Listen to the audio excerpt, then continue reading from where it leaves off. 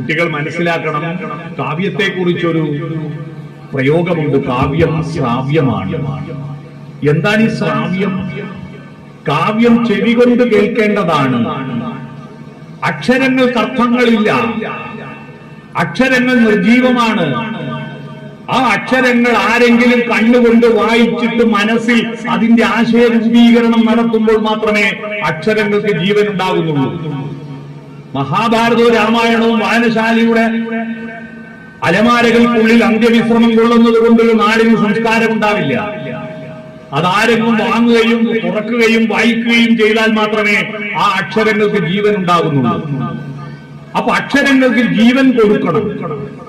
ആ ജീവൻ കൊടുക്കണമെങ്കിൽ അതിന് മനസ്സിലുള്ള ഭാവത്തിന് കരുത്ത് കൊടുക്കുന്ന നാദവും ചേർത്താൽ അതിൽ പ്രത്യേക അനുഭൂതി. നാദം എന്ന് പറഞ്ഞാൽ ശബ്ദം. ശബ്ദം നാദമല്ല. ഒച്ചയെ നാദമാക്കുമ്പോൾ സാധാരണ ധാരണകളുടെ കവാടബന്ധനം നടത്തി അദ്വിതീയമായ അത്ഭുത ലോകത്തിലേക്ക് മനുഷ്യന്റെ ഹൃദയത്തെ ഉയർത്താൻ കഴിയുന്നതാണ് നാദം എന്ന് പറയുന്നത്. അകലെ എന്ന് പറഞ്ഞാൽ അകലെയാണ്. ഈ ബസ് സ്റ്റാൻഡിന്റെ അപ്പുറത്ത് ബസ് നിർത്തിയിരിക്കുന്നത് അകലെയാണ്. പക്ഷേ ഇവിടുന്ന് പെരളിമല നോക്കുന്നതോ അകലേ.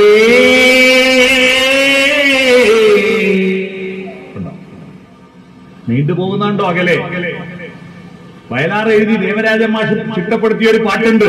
കാറ്റടിച്ചു, കൊടും കാറ്റടിച്ചു, കായലിലെ വിളക്കുമരം കണ്ണടച്ചു, സ്വർഗവും നരകവും കാലമാം കടലിൻ അക്കരയോ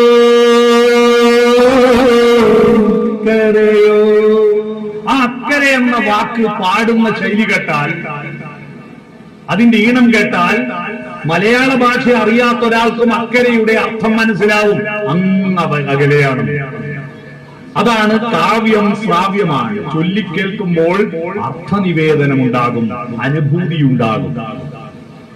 ഈ അനുഭൂതിയുടെ ലോകത്തെ സംഗീതവും അതിന്റെ സാഹിത്യം, അർത്ഥതലങ്ങൾ സാഹിത്യവും.